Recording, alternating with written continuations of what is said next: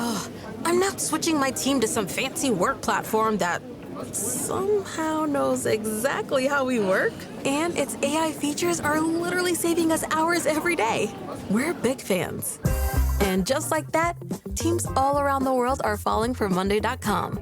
With intuitive design, seamless AI capabilities, and custom workflows, it's the work platform your team will instantly click with. Head to Monday.com, the first work platform you'll love to use. Ladies listening, have no patience. Get furious, get wild, and don't wait another day to live an inauthentic life. Find your pathway to satisfaction because you absolutely deserve it. You're listening to Make Some Noise podcast, episode number 682 with guest Alanna Kaivalya.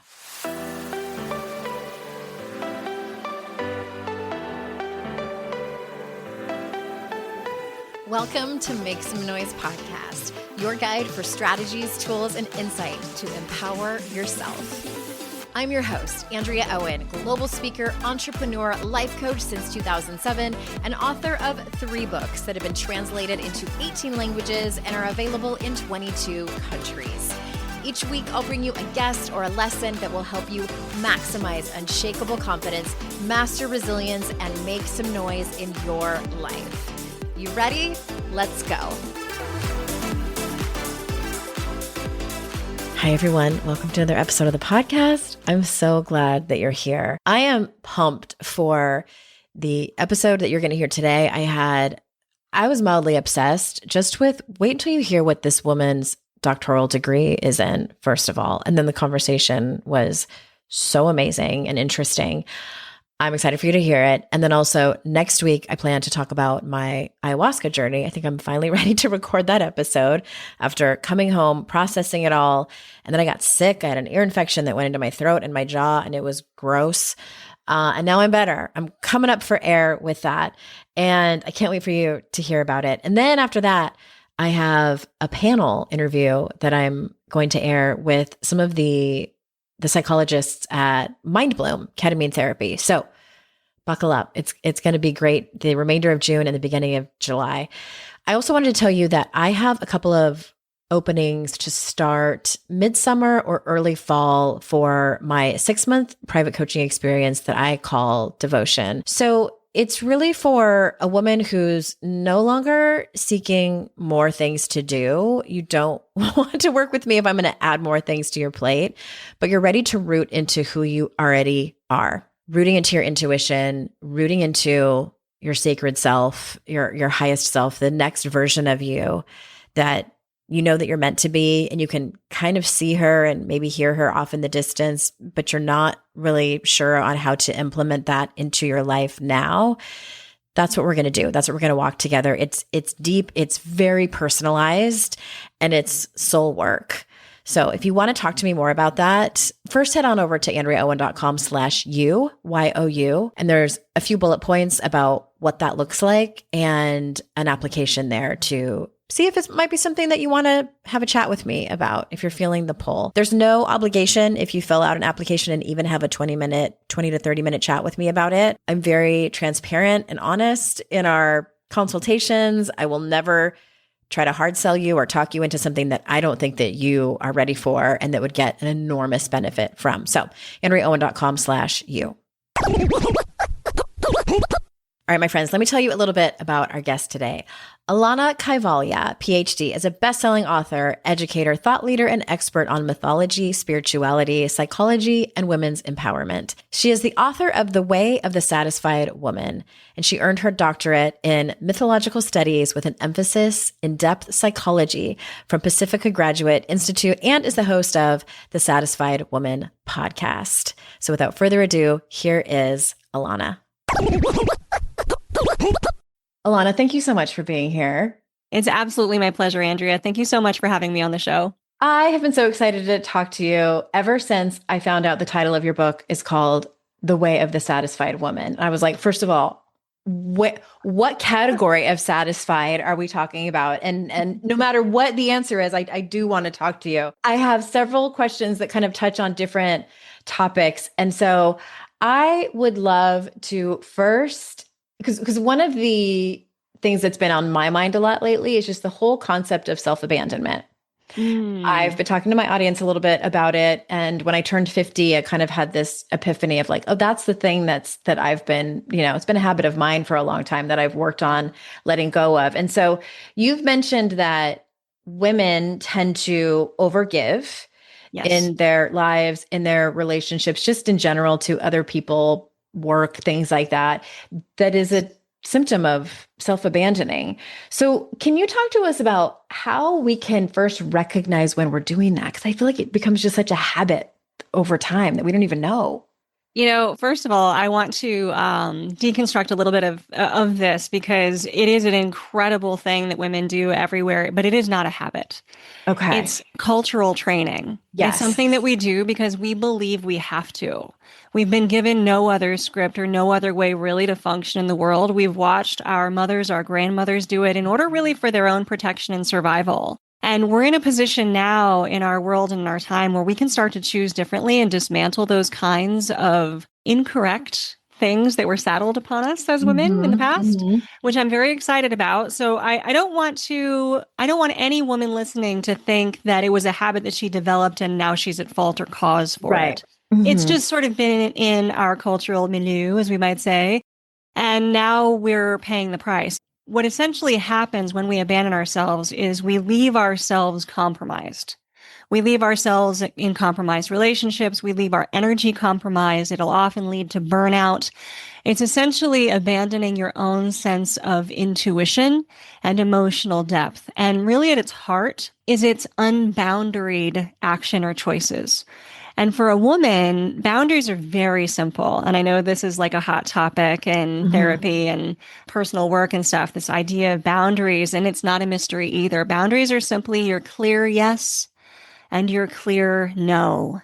Far too many women for far too long have not been honoring their clear yes and clear no because they feel as if they don't overgive, then they will be abandoned by others. Yeah. If we don't constantly prove ourselves, prove our worth, prove our value, then what do they need of us anymore? So it's been a safety mechanism in the past, but it has not served us ever. For selfish reasons, I want to see if I'm correct here, because you said for women, boundaries are simple. And I'm gathering that it's because we know intuitively, we've just learned how to override that, to ignore it, to no, it can't possibly be the way because of our social conditioning. And so I remember saying on a podcast one time years ago, and just kind of fell out of my mouth as intuitive things do sometimes, is that I feel like our baseline, kind of our factory settings, if you will, is certainty. Like we know what is certain to us. And one of those things is like what you said. It's just like, what is a yes and what is a no?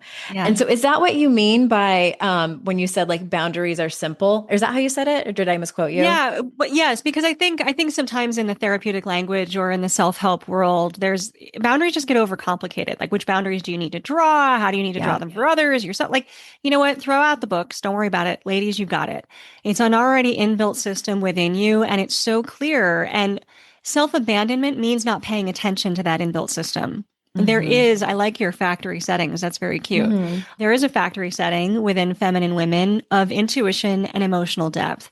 And that's always speaking to us. And now culturally, we've been trained to ignore it, or that it's not valuable, or that it's scary, or that we need to overthink it or second guess ourselves. People don't like it.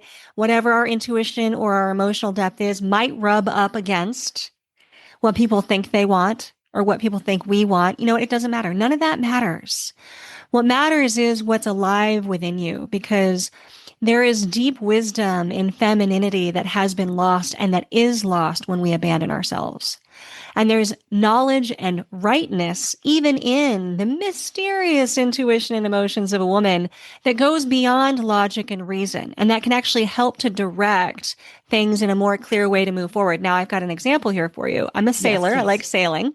And sailing has a lot of process, procedures, logic to it, right? But what's true in sailing is that you can't just go from point A to point B. You have to kind of go back and forth and zigzag in order to get to your final destination. Now, the masculine doesn't like that. They just want to go straight from point A to point B.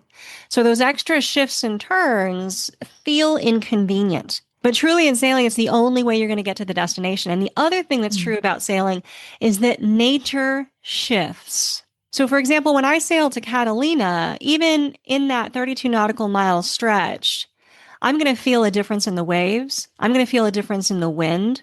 And I can't logic my way through it, reason my way through it. No amount of my willpower is going to force nature to shift. I have to be at the tiller, feel the movement of the boat, the movement of the nature, the intuition of the vessel inside of me that I'm sitting in order to move and maneuver in the best way forward. Now, where the masculine energy comes in is that front of the ship energy plowing through the waves and keeping us in motion.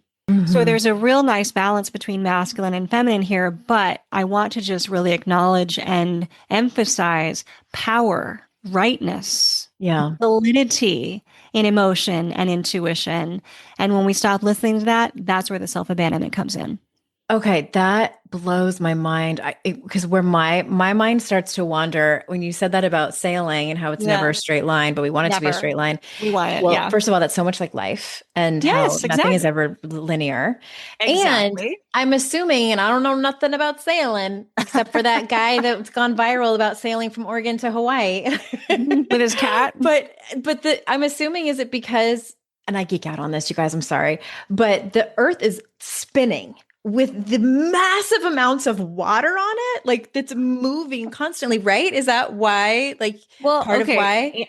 Andrea, girl, I love what you're doing here, but you are overthinking it. You are trying to logic it. And that's not the point, right? We could use another metaphor. I also love to ride horses. Okay. And a horse is not me, right? It's a beast that I really don't have control over. All I can have with a horse is that symbiotic kind of listening intuition with the movement of the horse, its own nature. And in mythology, and I have a PhD in mythology. Y'all didn't see it on the video, but there was a hair flip moment there. In mythology, in stories, in books, animals represent our nature. They're the externalization of that intuition of our nature. And we are always better when we work with that and use it to our advantage than when we try to fight against it. The fighting against it is what causes a lot of problems. Anybody listening will know, you're going to know that any time in your own history, when you've ignored your intuition, it has been to your detriment. No one is served. No matter how inconvenient, no matter how unsexy in the moment, ultimately it benefits everybody when a woman honors her clear yes, her clear no, and listens to her intuition. Where do you recommend, because I call that when we have to really get a lot of self-awareness around the social conditioning that shaped us in the first place. Yeah. And then sit with that. And sometimes there's a lot of emotion around that. There's grief and anger and lots of different emotion potion, as I like to say. And then it's about the unlearning. I call it the unlearning. And so where do you, like, once people have gone through the self-awareness and gone through the emotional journey of kind of just uncovering the social conditioning in the first place, where do you recommend they start? Like, and we can use boundaries as an example there, like just the, like accepting and understanding that there is safety if we start to set boundaries or have these hard conversations. Well, I wish it were that easy, and I wish I could grant safety to every woman everywhere. But what I want to just name is that we've all been improperly trained. This world was not built for us. We can give ourselves and others a little bit of grace. From here on out, we're all just going to do our best. Yeah. And hopefully books like mine, podcasts like yours, the work that we're all doing and sharing and learning a better way forward, especially now when we have more power, more choice, more agency than we ever have before, is critical, not just for us, but for the generations that come after us. I mean, the first place to start, it is your intuition.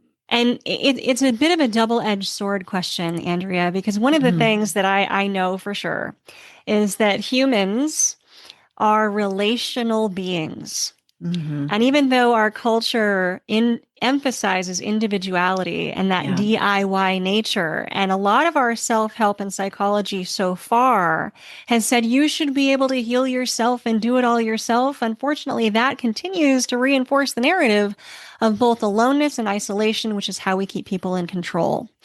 So one of the things I invite in the work that I do and the book that I've written is, yes, there is absolutely a sense of personal agency in reclaiming your own boundaries, reclaiming your intuition, standing up for yourself, knowing what you're worth, moving toward your own sense of sovereignty, but you cannot do it in a vacuum.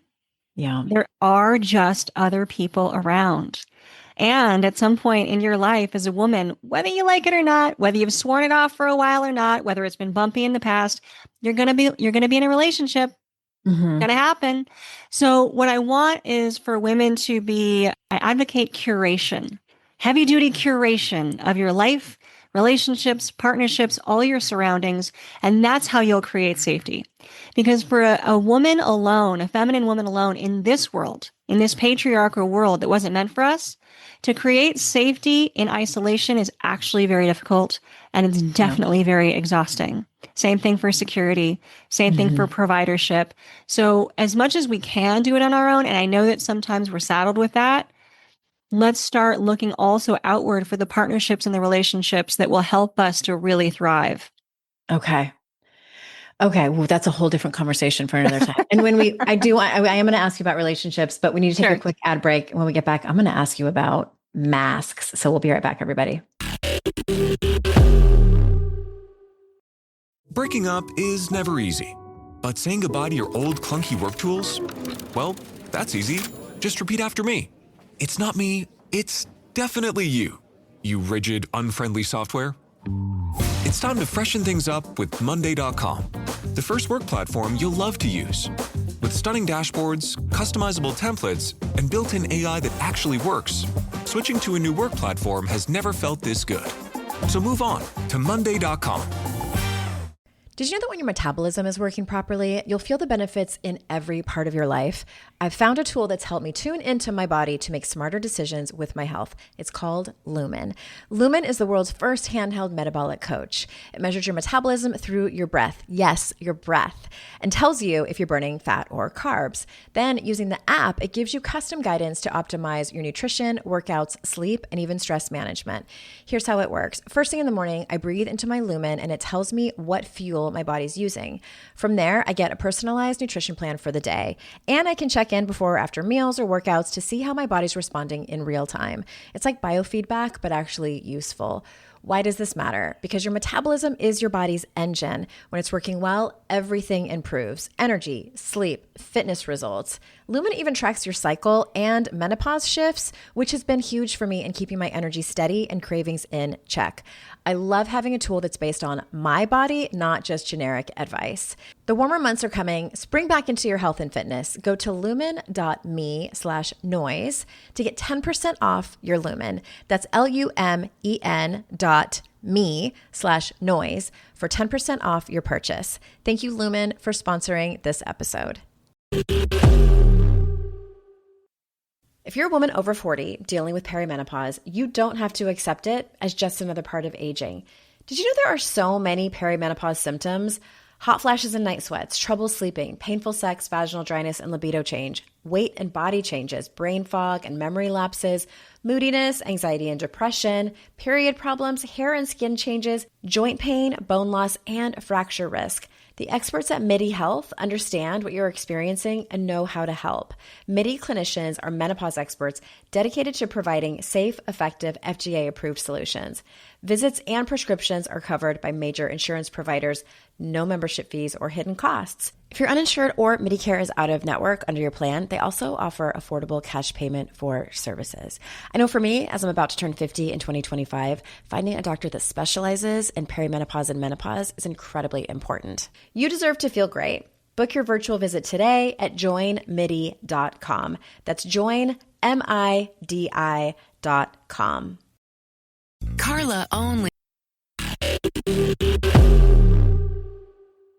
Okay, so in your book, The Way of the Satisfied Woman, you discuss a concept that you call dropping the mask of masculinity. So can you share what that journey looked like for you and how it transformed your relationship even with yourself? Yeah, absolutely. So, just like many of your listeners, probably all of your listeners, I was raised in this culture with the belief, and especially, I was raised in the early 80s, that era of women breaking into the Yes. workforce, wearing the Wearing big tennis shoulder shoes at pads. lunch. Yeah. Yeah, girl, doing their power walks. And like, I loved that. Trust me, that was Mhm. really fun. And that energy got infused in me and many others in such a way where the narrative was, you can do everything. You can be anything you want, but also you have to do everything for yourself and everyone else at all times. You've got to be perfect at it, better at it than everyone else. Yeah. Work harder, last longer, give yourself away in order to get done what we value in this culture, which is a high-powered career and success. And do it like a And man too. exactly. Right? That's the point. It's all on a man's terms. Everything, every Mm. notion of success, every notion of what it means to live a meaningful life has all been laid down on masculine terms. And no one's ever asked us, what do we want? What do we need? How would we like to experience a meaningful life? And that's why I call the book The Way of the Satisfied Woman, not The Way of the Successful Woman. Because as a woman who has had great success in her past, I can't tell you how much anxiety, exhaustion, burnout, disconnection that caused me. Because that was a masculine pathway that required me to wear the mask of the masculine in ways that really caused me to be inauthentic to who I am. Yeah. It drained my energy. It saddled me with burdens that weren't mine. In order to be in that kind of heavy duty leadership and success position, I was compromising my values. I was bossing people around. I was making all the decisions, calling all the shots. Having all that masculine energy around me made people think that I was a masculine person. So they relied on me for their caretaking. They relied on me to hold space for them. They relied on me to make all of their decisions. They relied on me to provide for them. Mm-hmm. I ended up also marrying a husband that looked great on paper, but who truly was in his own feminine, Mm-hmm. and then relied on me to essentially be his caretaker, his mommy. And I realized at some point that none of this was actually authentic to who I was, but I also realized that I was not alone in this experience, and that women, especially with all the opportunities that we have, if we don't leave behind the mask of the masculine and those masculine ideals that our culture currently says are the best things to achieve, Yeah. we're going to get lost, and we're going to end up doing even more that's Mm-hmm. going to exhaust us even further. So it's like this vicious cycle try that's to only remedy getting it. worse. Yeah, unless we arrest Mhm. the spiral and take it up. I've been there 100%. I mean, even the marriage thing resonated with me, and you're right in that we grow up in a culture, and I think that this is even for the younger generation too that didn't grow up in the 80s. They saw such huge technology advancements, and also Yeah. like the rise of like women in small business, and it's like, oh, Yeah. okay, well, I can do this, but still we were never given a script of how it would look like when it's in flow, when we Yeah. rest enough. Oh, We have rest. free childcare. Oh, rest. It Rest doesn't like, exist. I can't even get past rest. My brain just got stuck there, Andrea. Yeah. Well, and I learned that the hard way with two pretty severe bouts of burnout through the last 15 or 20 years of my career, and then an autoimmune like really just took me too. down. Same with you. Yeah. Well, welcome. It's like it's the body keeps the score, and it will does. win eventually if we don't listen. I lost my thyroid because of it, because of this Same. overworking. And you do? Mm-hmm. Hashimoto's? Yeah. Are we thyroid sisters? Oh my gosh, I love that. I mean, I don't love that, but I love the camaraderie of that. Yeah. And looking back, knowing what I know now, I don't have any doubt in my mind. And there's more and more research proving this, that it was my stress levels, my inauthenticity, the burnout that absolutely contributed to the triggering of my autoimmune disorder. And you'll know, I'm sure, being a fellow Hashimoto's thyroiditis lady yourself, that autoimmune disorders affect women in far greater numbers than they do men. And I don't think there's any mystery as to why that is. We carry the emotional burdens of our life, of our family systems, of our support networks, of our communities. We are the emotional regulators. And if everyone around us is not helping us to regulate or regulating themselves, that burden becomes internalized and very toxic as a result. Yes. And I learned that the hard way for sure, which is a great segue for what I wanted to ask you about relationships. And I know we're generally speaking about heterosexual relationships in this regard. Strong women, you talk about this too, like strong women find themselves in unhealthy relationships and maybe even know that they're in it, but will continue to try to fix it, through various ways. So what insights can you talk to us about that will help women break this cycle to not only foster healthier connections, but also really kind of make the decision? I talk to a lot of women who are struggling with the decision, should I stay or should I go? Like that are in that position. So any insights around that? I do too. I actually do a lot of one-on-one coaching with women around this particular area and issue. And the first thing I definitely want to do is remove any sense of shame for a woman who does find herself in a relationship that is challenging and or toxic, or who has a sense that she's stayed long past the expiration date. Women are incredible. And they're capable. And what is also true, and I don't mean to pat ourselves too much on the back here, and I understand that's okay. This is a safe space to do that. I understand the weight of the emotional labor and cost of all of this. But if anyone is going to emotionally regulate and inspire another to the best possible version of him or herself, it's probably going to be the woman in the relationship. Feminine women have an internalized sense of emotional connection to themselves. Even in the way that we grow up as children, children under the age of about 5 and 7, they play together with no problem. But between the ages of 5 and 7, and we see this around the world, they self-select into gender because boys start to learn strategy, games, competition, that sort of linear, basic masculine energy. The girls, they run through scenarios. Let's build a little house. And what happens if this person gets in a fight? What happens? And how do we resolve these issues?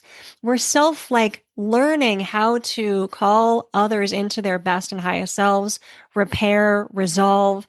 And look, I don't want to do all that emotional labor because it's exhausting, but it is part of our work. It's part of what we can do.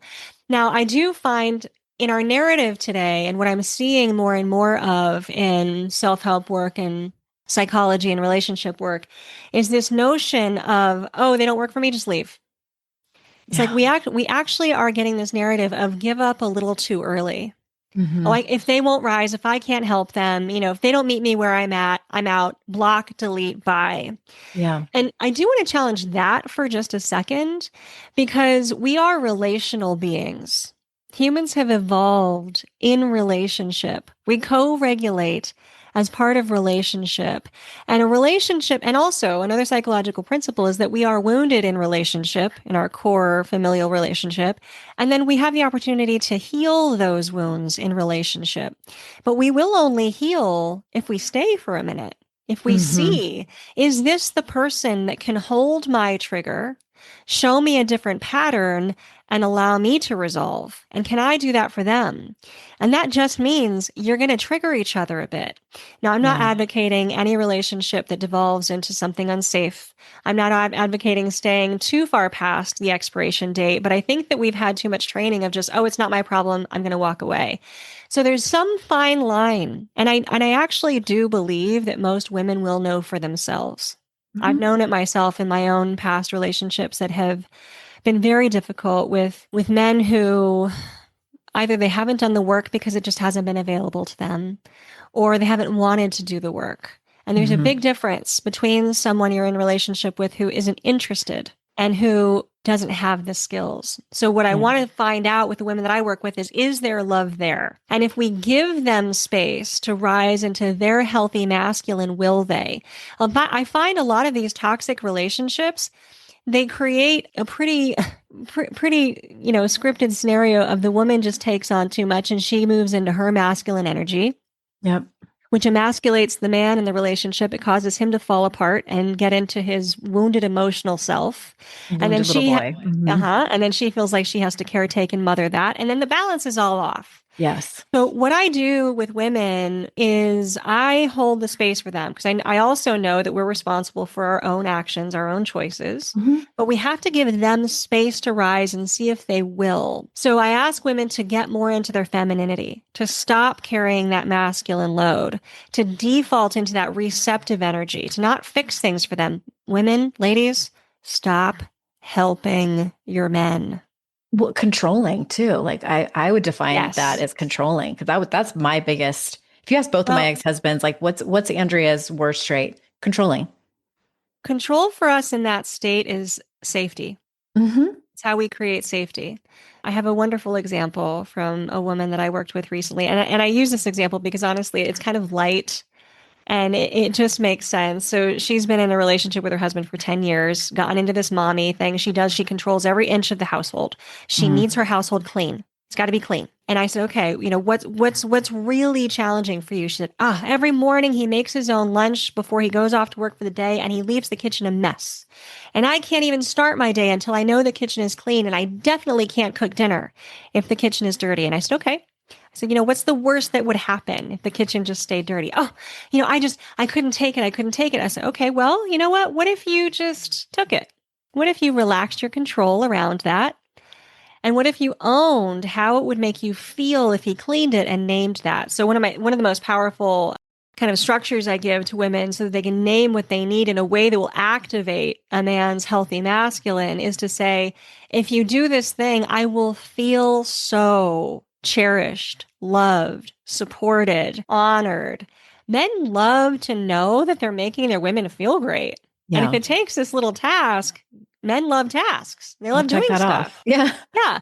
But the trick is you say, husband, I would really love you to clean the kitchen in the morning so that it's clean. And that would make me feel so loved and cherished. And then you stop talking. Mm-hmm. That's it. Period. You just present that. So she did that. And she said, well, what if he doesn't clean it? I said, then Sharon, he doesn't clean it. Well, then I can't make dinner. I said, yep, get Domino's on speed dial. And you're just going to relax and not do the thing and not help and not fix and not correct and not control. And it was the first time in her life that she realized she was controlling. Yeah. And do you know how long it took for the husband to rise up into his masculinity and clean the damn kitchen? I hope it's a success story and he did it right away. One day. Okay. One day. And he's been doing it every day since. There are happy endings. Yeah. Oh, yeah. And she's not the only one. It's just she lets me share that story. And I love that story because it's a simple shift. Yeah. And as soon as you, as the woman, the feminine, really get back into your femininity in every way that you can, it's safe for you to do so, you leave a vacuum. Mm-hmm. Okay. You leave a vacuum. And I used to study physics in college, and the universe hates a vacuum. And so if a vacuum is present, the universe will rush in to fill it. Now, if you create the vacuum as the feminine, one of the greatest qualities of the feminine is receptivity, to receive. Mm-hmm. So if you create the vacuum and just wait, then literally like the people around you that you're asking to rise into, they have to rise into that space. But you got to hold that vacuum open. You can't close it. You can't chase after it. Which is largely the hardest part. But that's masculinity. Yeah. Chasing and going after it is masculine. Mm-hmm. For sure. Oh, in the Coaches Training Institute where I was trained many years ago, they call that letting it land. When you ask a question, but they're talking about like when you ask a question and you stop talking, that's letting it land. And it's that sitting in that uncomfortable space, that vacuum, just like vacuum. What's going to happen now? And then receive an answer, waiting to receive an answer, a response. Yeah. Well, remember, our culture is dominated by masculine traits and values. And look, to be clear, I don't think the patriarchy is serving anybody, masculine or feminine. I don't think it's highlighting the greatest of masculine values either. One of the things that our culture does is we want to rush to fill the space. All of us wants to fill the space. We can't even sit for a moment without picking up our phone. Truly, one of the most foundational elements of femininity is this art of receptivity. Think about our bodies, Andrea. Yeah. Think about our actual physical body and the shape of who we are as women, and that we are literally the receivers. Yeah. So we got to own that space. We got to call it we back. have a vacuum. It's called a uterus that can it's like a literal portal. It's just, this is, again, this brings me back to like our earth flying through space. It's just the stuff I geek out on where I fall into such awe of Mother Nature and just the universe and how we're all created. So I won't get into that. Well, the design is perfect. It is. It really is. But I want to ask you, I don't want to walk away from this conversation without asking you one question about your background, which is in mythology and depth psychology. Yeah. So can you talk to us a little bit about how mythological archetypes help women understand and embrace their feminine energy? Wow, that's I know. that's I a threw a big big broad question, one at you. Andrea. First What off, is like maybe your favorite or like easiest to understand for yeah. beginners? So let me see if I can kind of walk toward an answer for you that doesn't take another PhD, right? Mythology, the way that I studied it with this lens of depth psychology, effectively is what anyone believes about themselves in the world and how what they believe makes them interact with the world. Okay, so it's all about really belief systems. Now, I've studied mythology, which is religion, current, past, all over the world, found some of the common threads through each of them, and also what they bring to life for us, our psyche, our psychological makeup. It is mythological. Think about how you dream. Yeah. Right? The landscape of your unconscious is mythological. It's the truth of the universe. It's the truth that's inside of you. It's part of our inner nature. So that's kind of just what mythology and depth psychology encompass in a very brief setting. And one of the things that I do know about mythology, what people believe around the world throughout history, a core archetype is this structure of masculinity and femininity. It is as basic and fundamental to our human design as the sun and the moon. And every mythology around the world has had some way of addressing or explaining this balance between these two very sacred and sovereign energies and their dynamic with one another, because they cannot exist without one another. The universe is in imbalance if there is not the other. If you think about the Eastern symbol of a yin yang, I think most people are familiar with that symbol. Yeah. It's two paisley shapes that make up a circle. And one represents masculine, one represents feminine. Okay. The dark one has a little light spot in it. The light one has a little dark spot in it. So we're very blended. We're together, and yet we are our own shape. Okay. Each shape is full. It's complete on its own, but a paisley cannot roll down the wheel of life by itself. It's smushed. It's incapable. It's not going to get anything done. But you put those two paisleys together and suddenly you have fullness. Suddenly you have wholeness.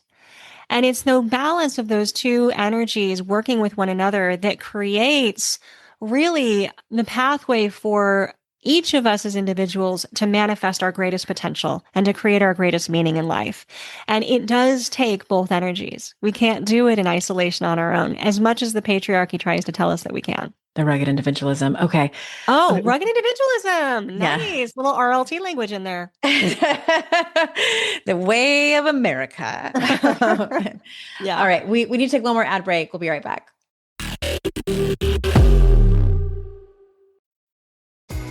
This episode is brought to you by Temptations Cat Treats. Your cat will come running for the perfectly irresistible Temptations Creamy Puree and Temptations Lickable Spoon Cat Treats. The best time to feed lickable cat treats to your cat is anytime. Feed by hand for a playful moment, in a bowl for a creamy treat, or as a topper to make mealtime fun. Visit temptationstreats.com to learn more. Smart Water Alkaline with antioxidant. Whoa, that's refreshing. And a 9.5 plus pH for every way you move. I did take a Spain class today. Restoring like a pro. Smart Water Alkaline with antioxidant. For those with a taste for taste. Grab yours today. Imagine this. The best pasta sauce you have ever tasted sits abandoned on a plate. Wasted sauce. That is a tragedy. If only you had used Barilla al Bronzo pasta. Its bronze-cut texture holds your sauce and scoops up every last drop. The Italians call that scarpetta. Capture sauce the Italian way. Barilla al Bronzo. Click or tap the banner to find out more.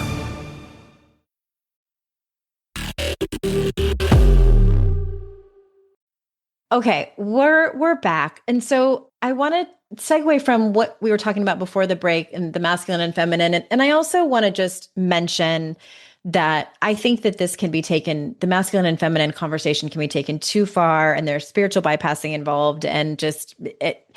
So be careful what you guys let the algorithm feed you on social media. So I just want to preface it by saying that. But you talk about the interplay between feminine and masculine energies in relationships. And can you talk about those dynamics and how that can you give us kind of like face value of what that can look like in a relationship heterosexual relationship with a man and a woman, giving examples of like where that can go well. Like, how do we cultivate that to be a healthy mix? Yeah, I think first I want to just, I definitely don't want people to rabbit hole in the wrong way on this stuff. That's why I said it. Just take what you want, leave the rest. It's very holistic. It's very holistic. Mm-hmm. And my work, I do speak to feminine women who identify as women and primarily heterosexual, but just because I'm for something doesn't mean I'm against anything else. All iterations, all version of humanity, however you want to express yourself is absolutely awesome. I just have this particular area of expertise I have a niche. Mm-hmm. So that's who I can speak to and help and support best. And I do want to name that every individual, every human has both masculine and feminine within us. Within them. Mm-hmm. So we all have both energies. It's just that as individuals, we will tend to lean toward one polarity more than another. Mm-hmm. And that doesn't mean as a feminine woman, I can't call up my masculinity every now and again and kick ass and take some names.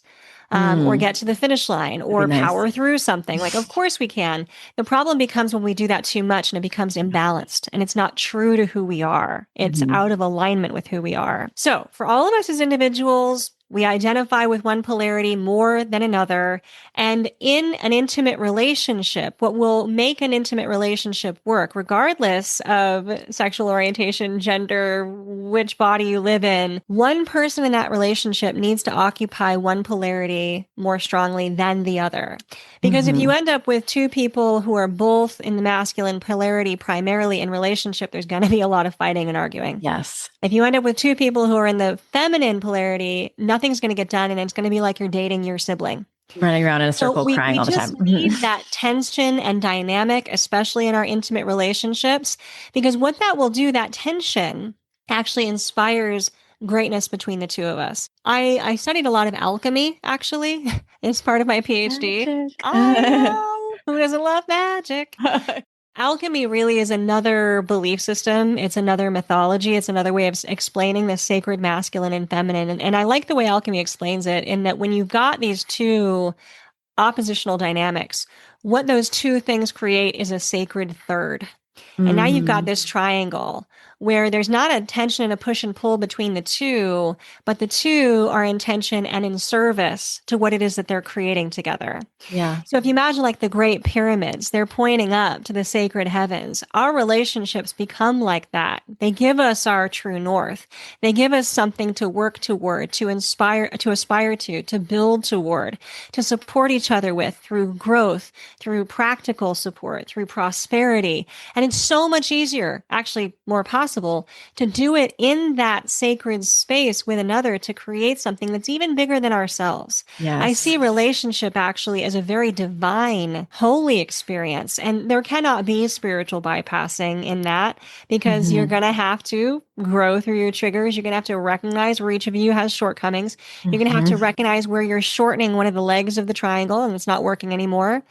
I had this experience of really carrying the weight of the masculine for myself for a long time, so much so that I changed my last name to Kaivalya, which means aloneness in Sanskrit. Oh, wow. Okay. I saddled myself so proudly with my ability to do everything myself that I gave myself the name.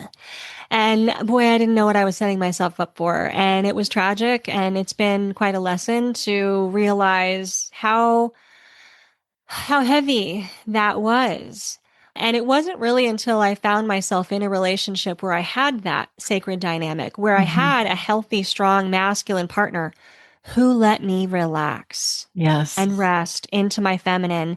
And after 10 years of not creating anything, being the boss, running the business, holding all the things, doing all the teachings, making decisions for other people, supporting my husband, the exhaustion of that, the burnout of that, the anxiety of that, after realizing that wasn't the way, I didn't create anything. I built a business based on what I had created. And because I was wearing the mask of the masculine so heavily, I couldn't create anymore.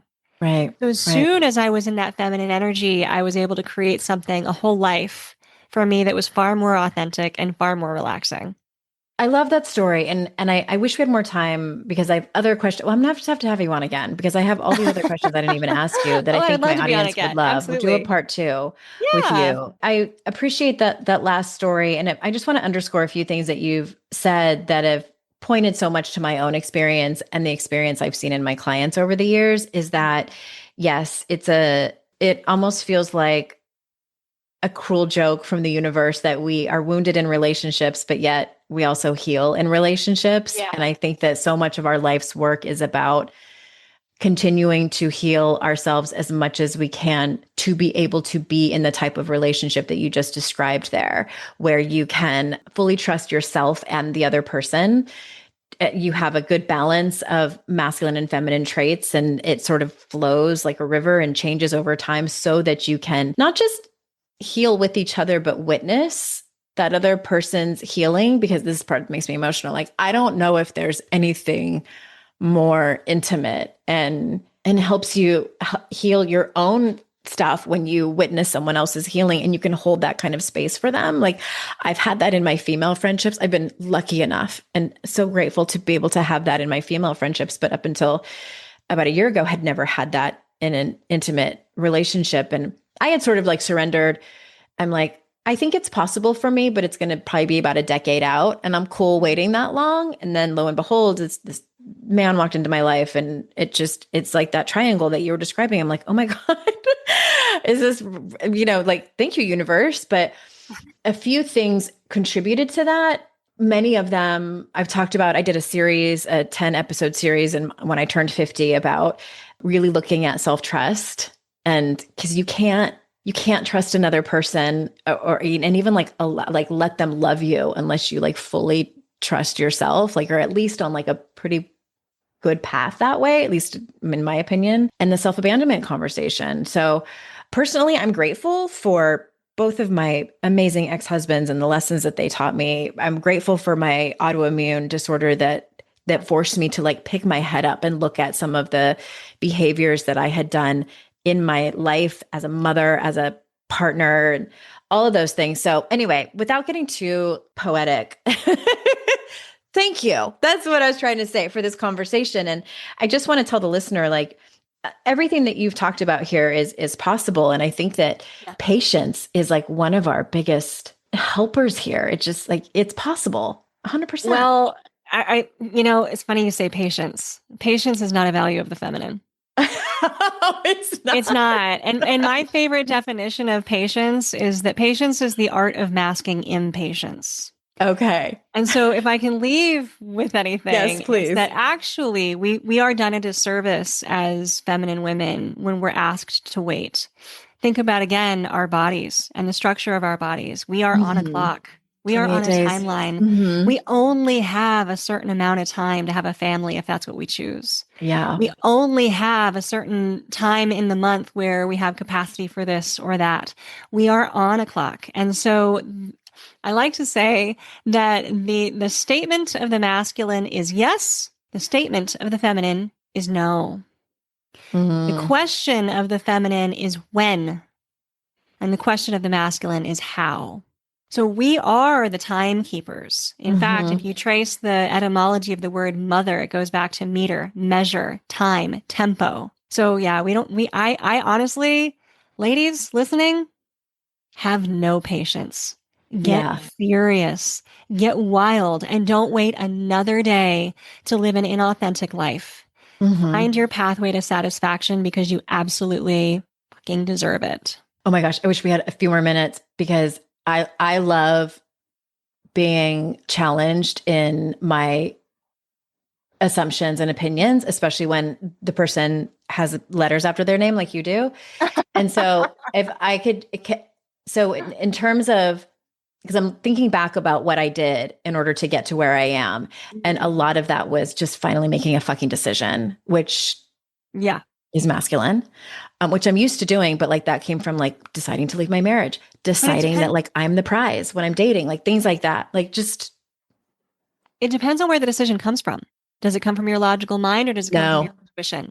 100%. It was a body decision. Yeah. The feminine decision-making process is intuitive. Yeah. And that can be fast. It can be furious. It can scorch the earth. And it's just as right as thinking things through. Yeah. Okay. Will you come back on so we can finish this conversation? 100%. I feel like it's I want to be come back continued. tomorrow. Are you kidding? Okay. Yes. I'm flexible. We'll figure that out. Awesome. Thank you so much, listeners, for joining us today. And so, of course, the link to your book will be in the show notes, but is there anywhere else you want people to go to find out more about your work? Yeah, I've got a special page for podcast listeners at thesatisfiedwoman.com/empowerme, where they can go and get a free starter kit to help them on their path to satisfaction. Okay. So thesatisfiedwoman.com/empowerme. Is empower me all one word? Yep. Okay. We'll put that in the show notes as well. People can sign up for free and get more of your work. Listeners, I adore you. Thank you so much for being here. I know how precious your time is. And remember, it's our life's journey to make ourselves better humans and our life's responsibility to make the world a better place. Bye for now. Hey, did you know there's free secret podcast episodes waiting for you that are not part of my regular podcast feed? Yes. AndreaOwen.com/free. And you just sign up. You get a link sent to you. It's very secret. It's like a secret club. We don't have a secret handshake. Don't worry about that. But it's these motivating podcast episodes that I made for you. They're under 20 minutes each. There's 3 of them. They're for wherever you are in your life. So head on over there and grab them.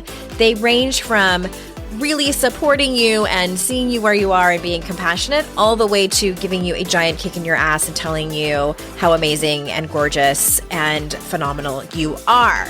So AndreaOwen.com/free and get your hands on that free podcast feed.